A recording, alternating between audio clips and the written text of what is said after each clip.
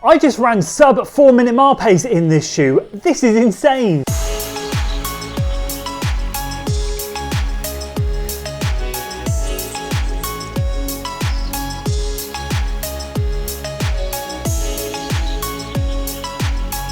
So welcome back to another first run video. Got my first run done in the Nike Streakfly 2. I am too excited to wait. I want to share my thoughts with you on this shoe. As with all first impressions or first run videos, I like to go through how I tested it, give you guys a quick technical overview, and then dive into my first impressions. And oh boy, this thing is wild. So let's get straight into it. Quick disclaimer, this is a pair of shoes that I purchased with my own money directly from Nike. No one sent it to me. So let's get into how I tested the shoe. Well, I had a time trial on the cards this week, a 1 mile time trial. Then I was going to take 5 minutes rest, and then I was going to get into 4 by a minute and then 4 by 30 seconds. I have my next sub 16 5k attempt coming up this weekend at Battersea Park. So I just wanted to get the one session done this week, and the race is on Saturday. So I moved my Tuesday session to Monday to get this thing done. We're going to roll the clip. I'm going to show you the full mile. Here we go, 1 mile time trial at that drain.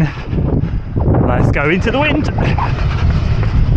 So I felt like it was really important for me to share how I tested these shoes in a bit more detail. Don't worry, I'll spare you the rest of the workout. If you're interested in seeing how that went after this mile TT, you can head over to the extra channel at the end of this video to check that out. For me, the importance of today was to come out here and give these shoes a proper test. It also worked out well because this week is halfway through my 5k training block, and it'd be a good chance to test fitness. My last actual official mile race I did was at our club's athletic track back in September 2017, where I clocked a 5:30. This year, for the first time in a race, I split my first ever sub 5 minute mile in the opening mile of a 10k, running a 4:59. So I knew that on the right day I would be able to run a sub 5 mile, but as always, this stretch of road and pavement that I use is either busy with traffic or windy, so I'm usually confined to the rough pavements, which is what happened today. So you might have also just seen me fiddling with my watch. I wanted to get it onto the basic screen I have set up rather than the workout screen, which shows me just the average pace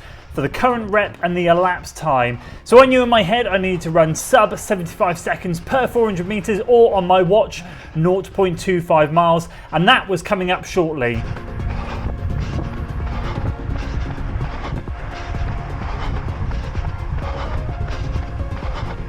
Now the funny thing is, I didn't actually catch my 400 meter split, but I could see the pace started with a 4. So the one thing I learned really fast during this TT is you do not want to be glancing at your watch during a race of this short distance, because you just need to focus all your energy on running. It honestly started to hurt so quickly, so fast, and I am just not used to this type of racing. Now, as I missed the 400 split, I was determined to get the 800 split, which I knew was coming up along this stretch of road. And you'll see me glance at my watch a couple of times doing a double take at the pace and time I saw. This is, to be fair, the hardest bit of pavement to run on this stretch of road, because all the hedges from above just hang over. They aren't maintained, and someone of my height often gets whipped in the face by straggling branches.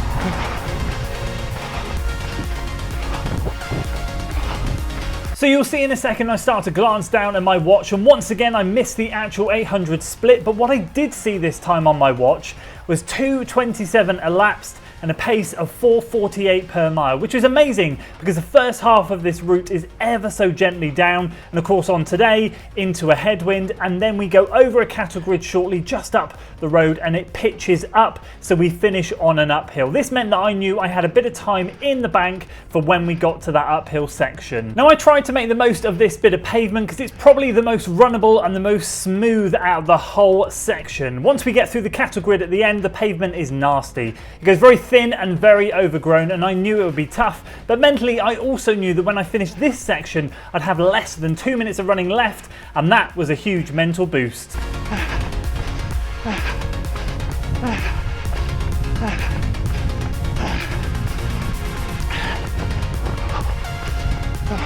Around the cattle grid now, and we start the rise up to the finish. Not long to go, and at this stage I refuse to look at my watch until near the end. Of course, I run mile splits on this industrial estate all the time, so I knew roughly where the finish was, and I knew if I could get close to that finish feeling strong, I'd be in for a good chance of breaking 5. But if there was any section that would make or break this run, it was going to be this bit of pavement here. It gets so tight because it's so overgrown that you have to often run on the grass, so I opted for the road at this point. I did meet one bit of oncoming traffic, but I'm very overcautious when it comes to running on this road because I've done it for so many years now, and I often signal to cars very early to make them aware I'm in the road. This car driver was very accommodating. I was very grateful when he gave me room. I could then hop back onto the pavement and finish the job off.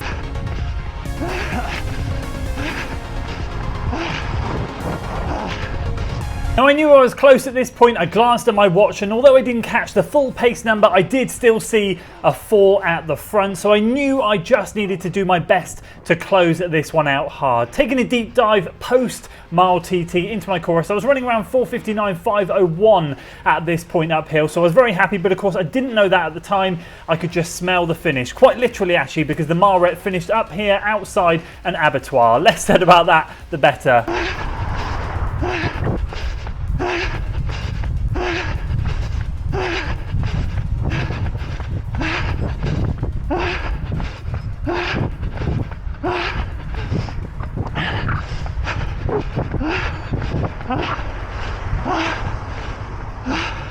$4:53. Wow.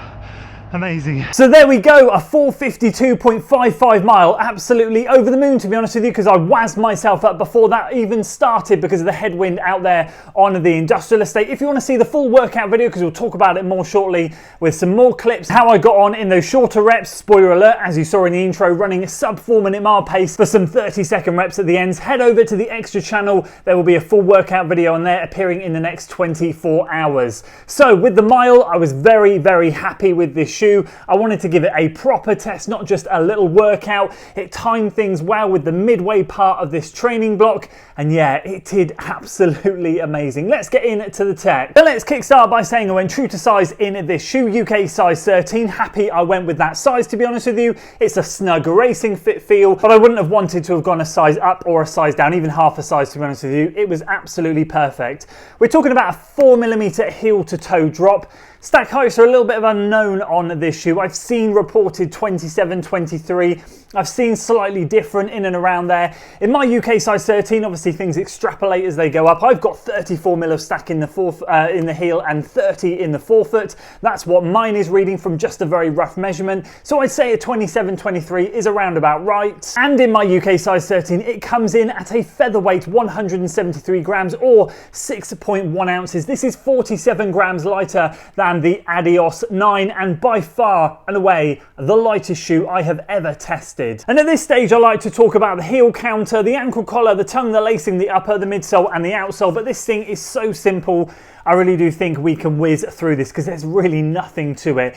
In terms of the upper, it's extremely lightweight and breathable, very, very paper thin. Actually a really nice material. It's not too coarse, it feels nice on the top of the foot, and I do get a very locked in feeling. I have talked about width when I did my last video when I unboxed them. As you can see, this is very much a torpedo shaped shoe. However, I will say, someone with a wider foot, I was worried. I didn't need to be worried. The upper wrapped nicely over the top of the foot, and my foot definitely didn't feel squashed in there, so that put all of those worries to one side. The only structure in the back of the heel here is this section here. You can kind of see it if you look through here. There's a little bit of extra material being used to give a little bit of something. It obviously is completely flexible at the back, but at the bottom there, it just gives a little bit of spring back, a little bit of support, so that when you do slip your foot in, it's not completely loose at the back. And as with a classic racing shoe fit, everything fits really snug over the top of the foot. Lovely ankle cut there. It's kind of like a felt material that runs along the top. The tongue is great. It's not gusseted, very paper thin. Again, felt like material on the top and a little bit thicker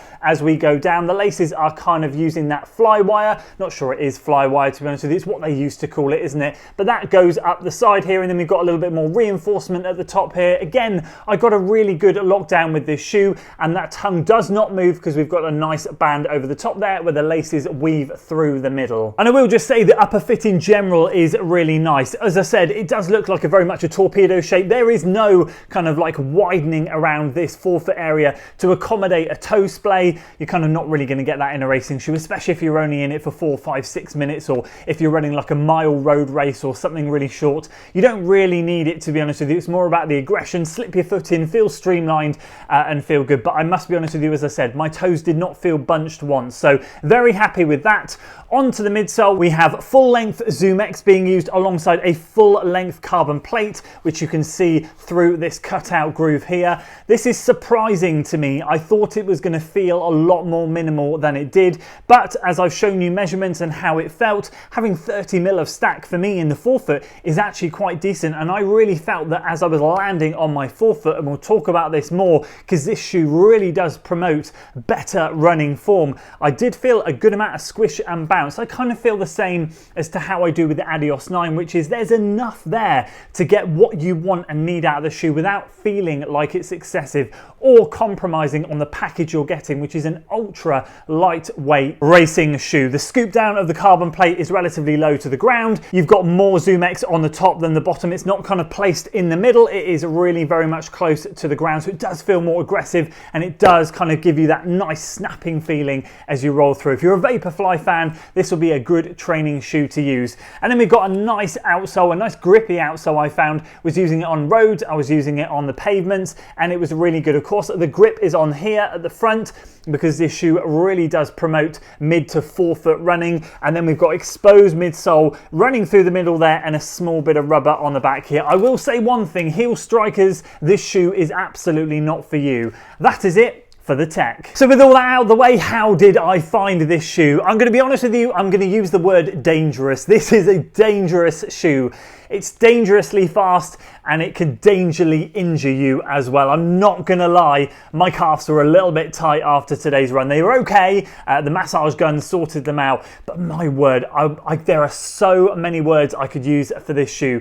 They are absolutely phenomenal. So where do I start with it? As I just said at the end of the technical overview, this shoe is not for heel strikers, okay? This feels like when you're walking around like it has a negative drop. It looks like a track spike, so when it rests there, it very much does sit back on the heel. It feels as you would expect it to. You do notice it as you're walking around, or I found it, but the second you are running in this shoe, you are up on your toes and it is promoting really good running form. So for someone like me who has less than ideal running form but is usually a midfoot striker, how did I find it? Well, it really pushed me up onto my forefoot and I really found myself becoming way more efficient than I normally am. I felt absolutely incredible. First of all, I couldn't believe I ran the time that I ran in the mile, especially into the headwind. That really blew my mind. I didn't think I would break 5 at all. I knew that if there was no wind, then a 450 something would be doable. I never thought I'd be able to do it into the wind, and I just absolutely shifted in this shoe. I felt upright, I felt strong, I felt good, and I ran fast in this shoe. And it's not because I'm tapered. I had slightly less mileage last week, but I got 3 sessions done, Monday, Thursday, Saturday, and it's now Monday again, so this is the 4th session in 7 days. Yes, I don't have any more now until the race this weekend, so it was an intense period of training, but it's certainly not because I'm fresh by any stretch of the imagination. And then after that, running faster again for the 1 minute reps and the 30 seconds, I was able to start around 4:38 or 4:39 per mile, cut that down to 4:28 per mile, and then finish the 200s running 4:06, 4:03, 4:02 pace per mile, and then 3:58. So I finished the last one at sub 4 minute mile pace. And honestly, that's where this thing can become a little bit dangerous. So why do I say that? Because it felt natural for me to run that fast. I didn't feel like I was putting in too much extra effort. My heart rate only maxed out at 173. Normally in faster workouts, I could be getting much closer to 175, 6, 7, 8, 9, 180. So it didn't really push me to my limits. But what I will say is naturally, it got me into a better running form. It put me up on my toes, and as I said, my calves were a little bit tight at the end, and you just have to be really careful because quite honestly, with someone at my level of fitness who's trying to break sub 16 or run 15:59 in the 5K, I have got no right or no need to be running the fast paces that I did. This shoe just kind of allowed me to flow to that point where I felt good enough, where I could run those paces. And that, of course, is a massive injury risk. If you are going to be running obsessively fast week in, week out in this shoe, then of course you could expect a little bit of danger. That's genuinely why I feel it's dangerous. That might be a bit of a weird thing to say, but it is genuinely true. But that aside, and that is a big thing to keep in mind when you are considering buying this shoe, it is absolutely phenomenal. I have never felt more efficient in a shoe than in this shoe. I've never felt as good in shorter reps than in this shoe. Yes, of course, there's a carbon plate in here, so that's going to help. And if you guys follow the channel and you know me, I like to avoid carbon plates in training where I can. I use them sparingly, and I've been loving the Adios 9 at the moment. This is a completely different feeling shoe. Both will be great in the rotation, both lower stack, both more minimal feeling, but this one, it really does promote you getting up on your toes, promotes that better running form. And I feel like if you're already a forefoot striker, this will be an absolute dream shoe, and you'll probably find yourself even more efficient. If you're more of a midfoot striker like me, then you're going to find that this thing puts you up on your toes, and when you do pick up that pace and you do get going, you'll naturally find yourself leaning forward. I found myself kind of like gravity taking me along. Like, I've never felt a knee lift like it, I've never felt a back lift like it, I've never felt so strong and upright. It was absolutely fantastic. If you're a heel striker, I would honestly avoid at all cost. I wouldn't even consider this shoe, because you're naturally heel striking and then it might put you forward onto your midfoot. You're still going to have this massive roll through, and it's really going to put way too much strain on your calves, and it will probably be a big no-no. So honestly, just getting that out there, I just wouldn't even consider it. So overall first impressions is this is an incredible update from the previous version. Of course, we're going away from a non-plated version to a plated version, but this thing brings a whole new dimension to a speed day session shoe. Yes, they market it for racing. Do I think I could race a 5K in it? Possibly, but I would want more training miles in it. I genuinely feel like I could probably injure myself if I ran a full 5K in the shoe. Now, yes, the workout today in total ended up being 5K with the rest and the recoveries, but I think a full 5K race might be a little bit too much. I'd need to get a few weeks of training in this shoe